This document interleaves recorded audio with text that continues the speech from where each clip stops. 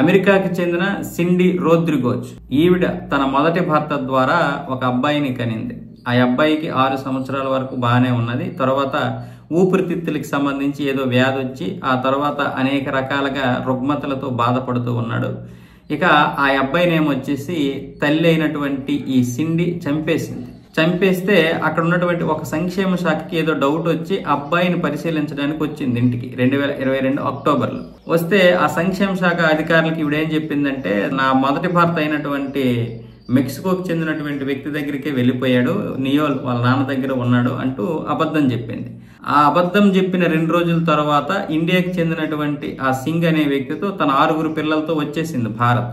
అయితే 6 పిల్లల్లో నియోల్ లేడని ఆ సంక్షేమ శాఖకి అర్థమైంది. ఎందుకంటే ఎయిర్పోర్ట్లో చెక్ చేస్తే నియోల్ లేడు, అలాగే మెక్సికోలో కూడా తన తండ్రి దగ్గర కూడా లేడు అని తెలుసుకొని వెంటనే వాళ్ళు టెక్సాస్ జిల్లా కోర్టులోనైతే కేసులు దాఖలు చేసి వెంటనే గత ఏడాది ఇంటర్పోల్ అయితే రెడ్ నోటీసులు జారీ చేసింది ప్రపంచం మొత్తం కూడా. దాంతో ఆవిడ జాడైతే భారతదేశంలో ఉన్నట్లుగా తెలిసింది. అమెరికా న్యాయస్థానం, భారత అధికారులు, పోలీసులు అందరూ కలిసి ఆవిడనైతే పట్టుకోవడం జరిగింది. ఇంచుమించు ఆవిడని పట్టుకుంటే 2,18,00,000 రూపాయలు ఇస్తామని ఒక ప్రకటన కూడా జారీ చేశారు. మరి ఏ విధంగా పట్టుకున్నారో తెలియదు కానీ మన అధికారుల సహాయంతో ఇప్పుడు ఐఏఎఫ్కి అయితే ఆవిడ దొరకడం జరిగింది. దీన్ని ఐఏఎఫ్ డైరెక్టర్ మన దేశానికి చెందినటువంటి క్రాస్ పటేల్ అయితే క్లారిటీ ఇచ్చారు. నిజంగా భారత అధికారులకి కృతజ్ఞతలు.